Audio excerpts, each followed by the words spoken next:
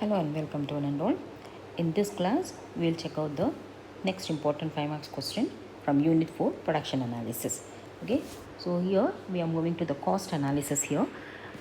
Types of cost. So SAQ 19 discuss the types of cost.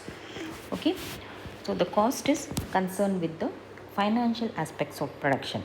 So remember, if you remember the law of variable proportions, law of returns to scale and all, they all only the physical quantities, how much volume of output is being produced. So those that one has got nothing to do with the monetary aspects of production.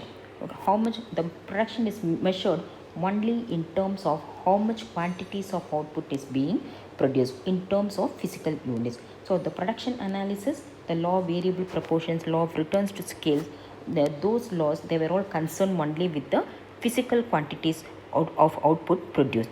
But whereas the cost analysis, cost and revenue, so these two analysis, they deal with the monetary or the financial aspects of production. So when the whatever the production quantity output is produced, which is converted in terms of money, that becomes cost.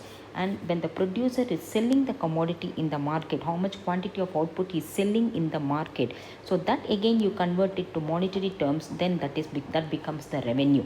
Okay, because once the production is over, by incurring certain cost of production, the producer gets the output and he sells the commodity in the market and realizes the sales revenue. So the cost and revenue, they deal with the financial aspects of production. Now first let us talk about the cost of production, or there are various types of cost when the producer is indulging in production. Broadly, you can classify the types of cost into 3 types of cost. So first, anyway, the introduction. Cost analysis is concerned with the financial aspects of production.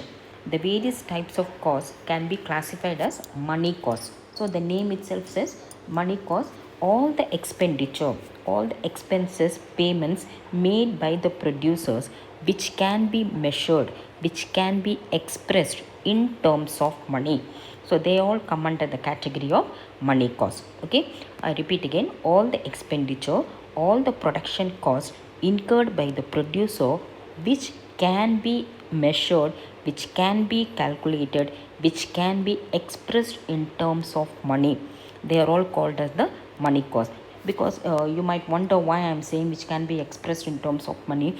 You might think that anyway every expenditure can be expressed in terms of money. It is not like that. There are certain types of expenditure that cannot be expressed in terms of money. So you will understand while I am explaining the answer. So money cost, all the money payments which can be expressed in terms of money. Okay, so the first, that is a money cost. Money cost refer to the money payments made during the process of production, such as some of the examples: all the wages and salaries paid to labor, the rent paid on building, the interest paid on capital, the advertisement expenses, the insurance expenditure, the taxes paid, all those things which can be expressed in terms of money. So they all come under the category of money cost. Okay, and the money cost can further be classified as 2 types: explicit cost, that is the amount paid to all the factors of production hired from outside, and implicit cost, the self-owned resources of the producer. So now what do you understand the difference between the explicit cost, implicit cost? Explicit cost says that the amount paid to all the factors of production hired from outside. See, for example, the producer is hiring a manager. Okay, the proprietor is hiring a manager, and the manager has got certain some duties, some functions to perform, and for that he is being paid in the form of salaries. Okay, so that is an expense, money payment, it is an expense, and the producer will enter in the books of accounts.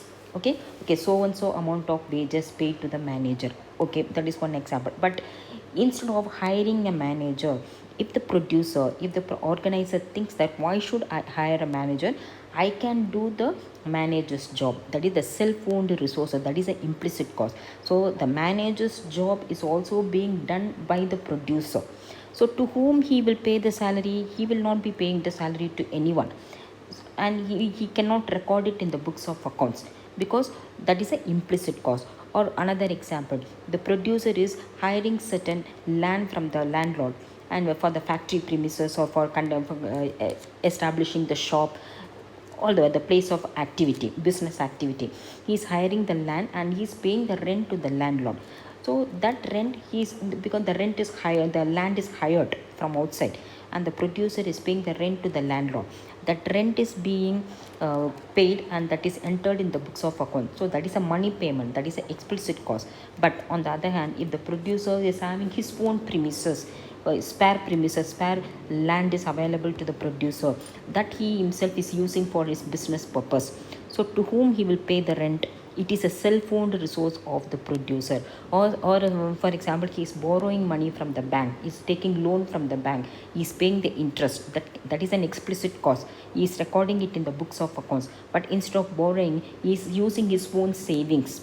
So in that case, he is not paying the interest to anyone. It is a self-owned resource. So that is the difference between explicit and implicit cost. So all the costs that is hired from outside and that can be entered in the books of accounts, wages paid to the managers, the rent paid to the landlord, and the interest paid for so and so amount of capital, so and so amount of loan taken, all this the producer is paying to the outside person, to the third party, which can be expressed in terms of money and which can be entered in the books of accounts. They come under the category of explicit cost. The implicit cost, they are all money cost only, but that cannot be entered in the books of accounts because these are all the self-owned resources of the producer. That is an implicit cost. This is all very very important for the students, of course, for the intermediate students also in the answer, also very very important for the CPT students, all these concepts. Okay, then so this is the money cost. Now real cost. Real cost is something which cannot be expressed in terms of money. The real cost, it is more like a psychological concept. Okay, see, all the pains, all the efforts made by the laborers. So the laborers are working in a factory, isn't it? So they are working under the harsh conditions. Okay, the amenities might not be good, they're working from morning to evening. So all there are so much of pain, physical pain undergone by the laborers. Can you express that in terms of money? The capitalist lending loan to the producer. Okay, how the capitalist is able to lend loan to the producer? The capitalist, out of the so and so money income which he is receiving, part of the money income is saving. So that savings is lending to the producer for investment, isn't it? But instead of lending to the producer, the capitalist, he can use it for consumption, no? So the total money income which we are receiving, we can either use it for consuming or we use it for saving. What most of the people, what we do, we are all consumers. Only a minimum amount we save, the remaining amount we spend on consumption, because consumption is very very easy, savings is tough. So when the capitalist is lending money to the producer, he is sacrificing his consumption. He is sacrificing part of the money income for consumption, and is taking the pain of savings and lending that money to the producer for investment. So that lending, that sacrifice, you cannot express in terms of money. And the physical pain undergone by the laborers, you cannot express it in terms of money. And even the producer, so when you organizing the production, of course, is undertaking the production, is getting the profit after the, if the total revenue is more than total cost, he is getting the profit. But before realizing the profit, how much risk is undertaking, how much uncertainty is that the market conditions are changing, so many competitors are entering into the market, the government policies keep changing, the trade policies keep on changing, the climatic factors keep on changing. Under all these conditions, the producer is taking the risk of producing a particular commodity and supplying, isn't it? So there is too much of risk and uncertainty undertaken by a producer when he is involving in business activity. So all these things, these are all the psychological concepts. They are all cannot be these are all the types of factors that cannot be expressed in terms of money. So those things, if you are expressing it in terms of cost, that is called as the real cost. Okay, I just now I told you there are certain type of cost that cannot be expressed of money. So only those costs that can be expressed in terms of money, they come under the money cost. That there are certain types of things which cannot be expressed in terms of money while undertaking production, they come under the category of real cost. Okay, now coming to the answer. Real cost, according to Alfred Marshall, the efforts and sacrifices made by the owners of factors of production in the process of production are called as the real cost. Some of the examples of real cost are: first one, the physical pain of labor and leisure sacrifice due to work. Isn't it? When the labor is working, he is sacrificing his leisure.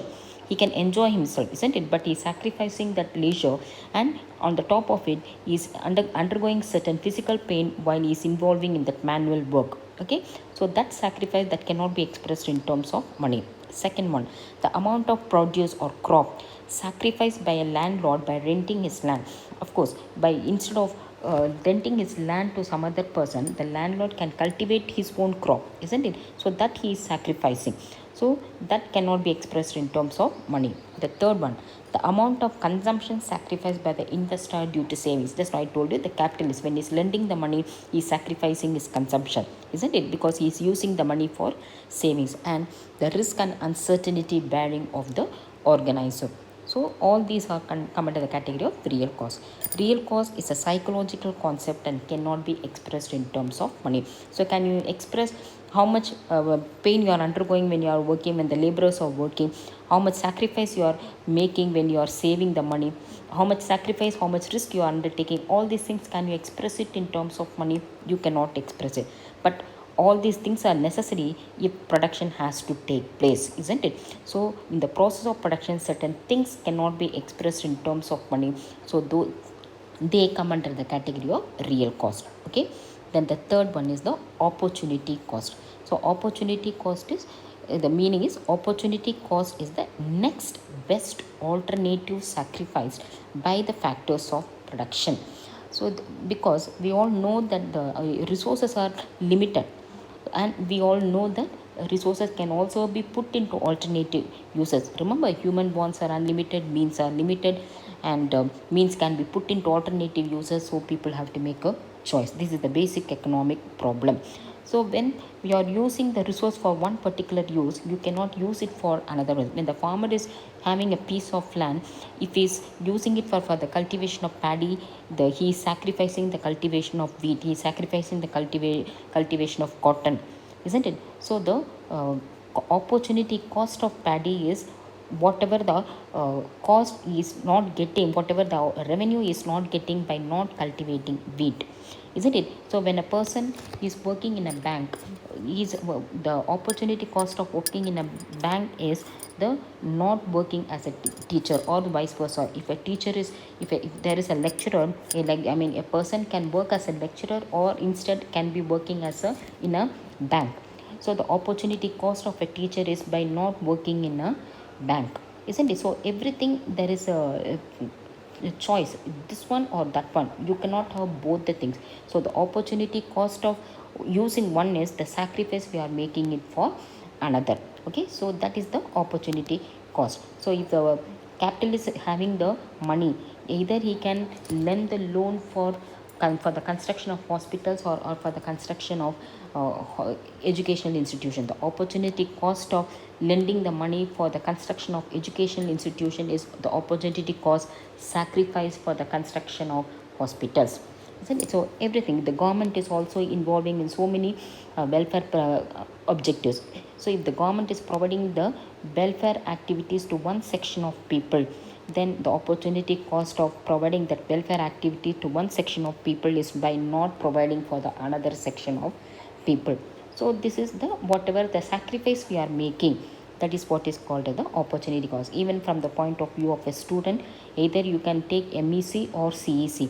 The opportunity cost of taking MEC is not taking CEC, or the opportunity cost of taking CEC is not getting the benefit by taking MEC. So if that is the, what is the, if the MEC is not available, the next best alternative is CEC, that you are sacrificing. So that this is the whatever the next best alternative we are sacrificing. If you are expressing it in terms of money, that is what is called as the opportunity cost, the opportunity which we are losing. Okay, now why I am explaining so detail is very very important for the CPT students also. The concept you have to understand. Opportunity cost is the next best alternative sacrifice by the factors of production. Since means are scarce, they can be put to only one use by sacrificing the other use. The sacrifice in terms of cost is the opportunity cost. It is also known as alternative cost or transfer cost. For example, the opportunity cost of cultivating paddy is not cultivating wheat. See, for example, now I am taking online. So the opportunity cost of for me is by not taking the offline, isn't it? So that is the opportunity cost. And apart, these are all the types of cost. And apart from above, in the short run, the costs are divided into two types: fixed cost and variable cost. Okay, hope you have understood. And these are all, each and every one is important even for your 2 marks. Okay, so if you have any doubts, please mention them in the comment box. Otherwise, if you find this video useful, please like, share, and also subscribe to my YouTube channel. Okay, so until my next class, take care. Bye bye.